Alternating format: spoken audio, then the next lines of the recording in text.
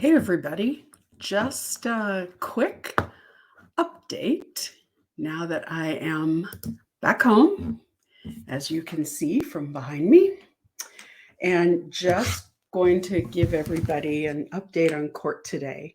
So, for those who are following the case, and following the tweets, you know that it was another heavy day. It was a day of medical examiner and a lot of difficult images that were shown to the jury. The judge decided today not to show those images in the general gallery. They weren't streamed to the remote viewing areas. And in fact, he decided not to project them up on the big screen, feeling that um, putting them up there would make them more emotionally impactful. So they were shown to the jury on screens in front of the jury box. And so the screens were all turned so that they couldn't be picked up by the cameras. And a lot of the screens were covered. The cameras are covered so that the cameras wouldn't pick up those images.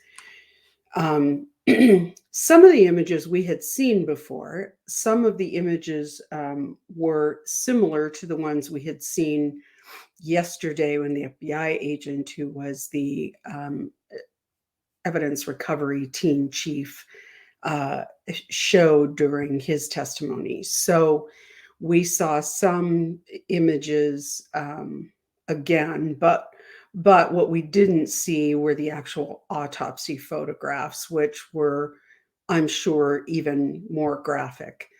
So it appeared from my vantage point that Lori was spending lots of time with her back turned.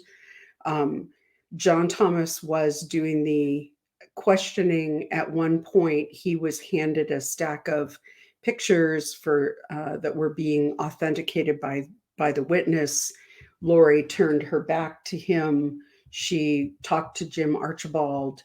It was clear that at times she turned her back to the screen when those images were up on the screen. So I understand, although I'm not allowed in the courtroom anymore, but I understand from people who were that some of the jurors were wiping their eyes. Some of them looked away and didn't want to look at the screen. It is very difficult for people who don't see these kind of images all the time to look at them. And so it is hard for jurors and difficult for them to not sort of internalize those images. It's the old adage that there are things you just can't unsee, and it was a hard day for them, I think. It was from a factual standpoint, there were a few interesting things that came out. Not a huge amount that we didn't know because we had heard a lot of this information in the preliminary hearing. That's one thing that I think is very interesting. To date, we have heard very few things that we did not already know about this case, which sort of makes you wonder why it was necessary to seal so much, why it was necessary to not have cameras in the courtroom, because there's been very little that we didn't already know. But we didn't know that the toxicology showed that there was some suggestion of a drug in JJ's body. The issue with that is that it is a substance that can be mimicked by decomposition. So it's much more difficult with a decomposing or decomposed body to determine whether that was naturally occurring or whether it was a drug that was administered before death.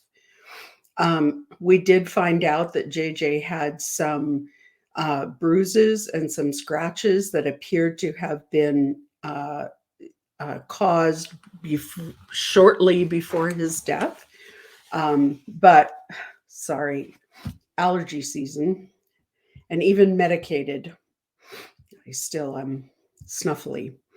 They're particularly bad, and I don't know because this is my first spring in Idaho, whether it's just Idaho or whether they're really bad this year.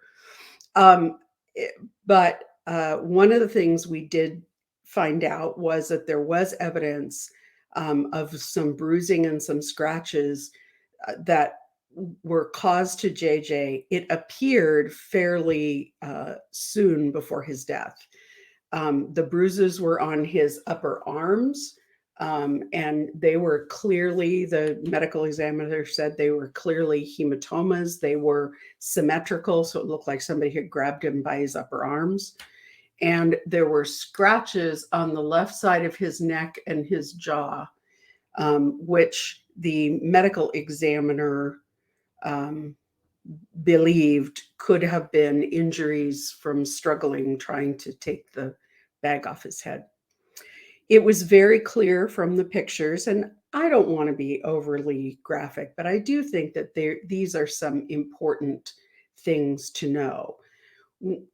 We've heard about how they dug into JJ's grave, that they found this round knob that they thought was a head and began excavating around it. What was interesting was when you look at the pictures, the plastic that is over that round object is really tight.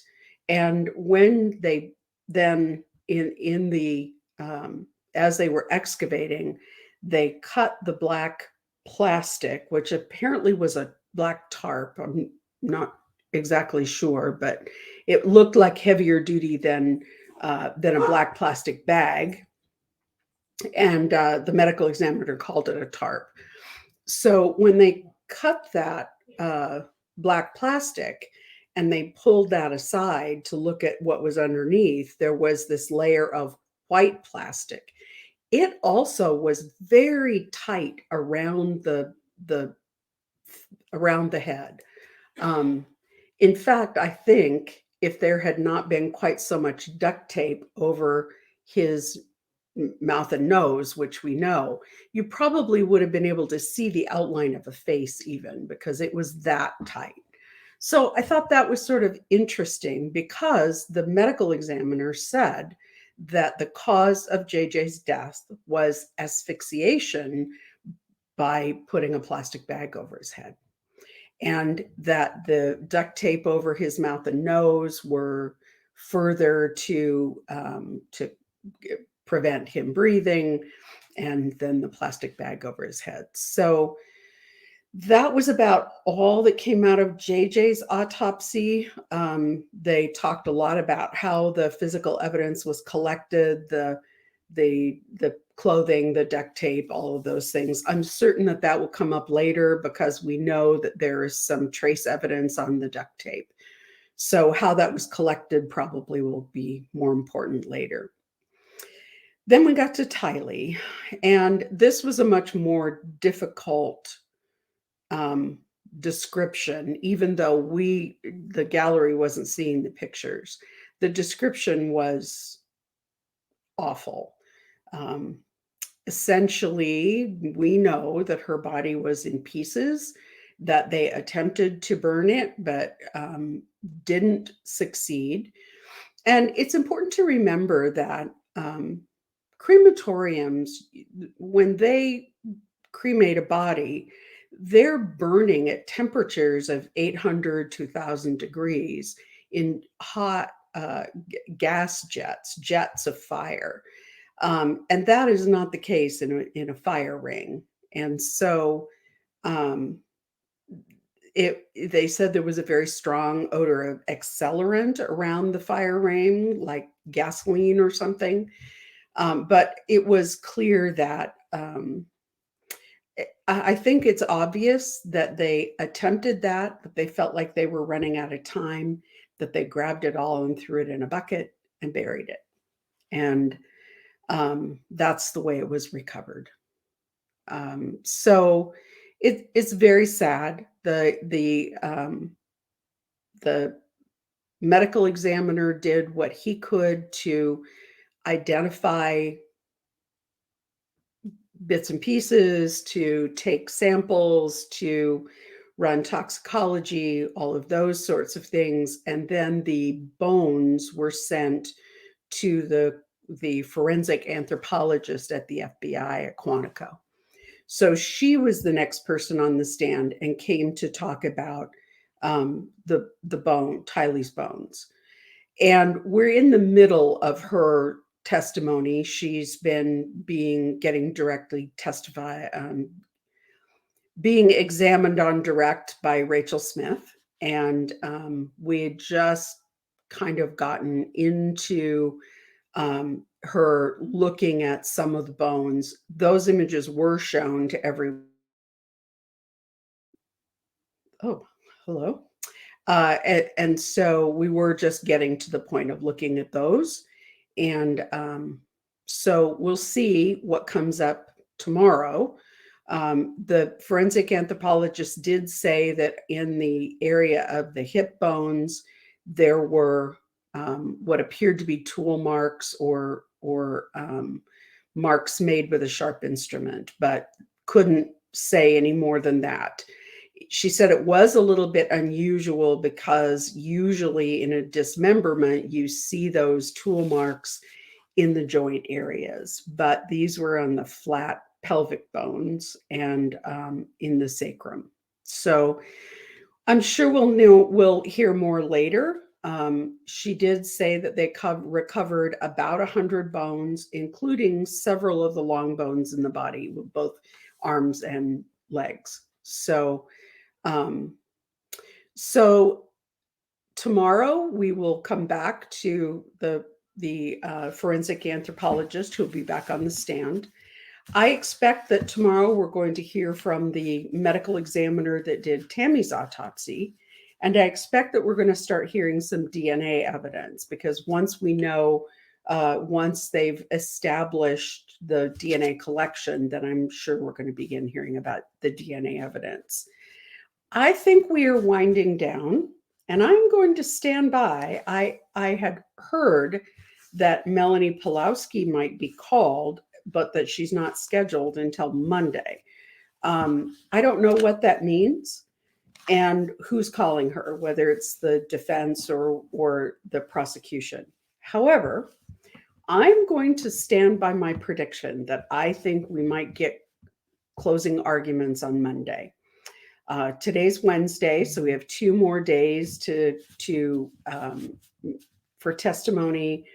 And it could be very well that we get a defense witness on Monday morning and then we get closing. So I really think that this case is going to go to the jury sometime next week.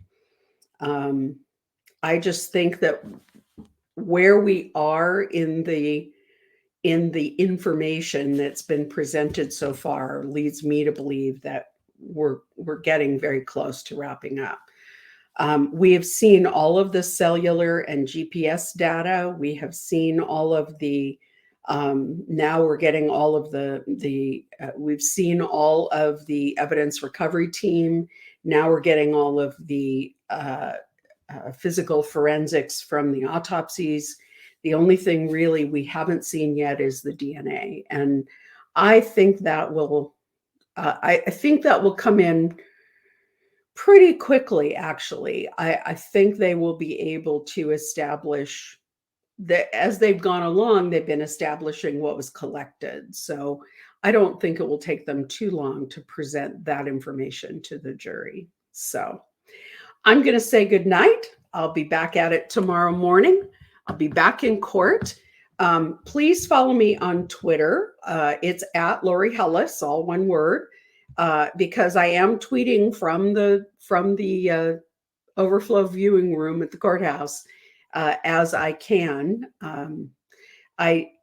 I'm not taking quite as copious a notes as I was to begin with, because it's a little more difficult for me to observe what's going on from the remote viewing room. But I'm still tweeting what's going on. I know Gigi is still tweeting quite frequently as to what's going on in the courtroom. And we will be wrapping up on Saturday with a oh my goodness, a 2-hour live at 7 o'clock, 6 o'clock Pacific, 7 Mountain Time, as usual on Saturday. So stick with me, and I will see you then.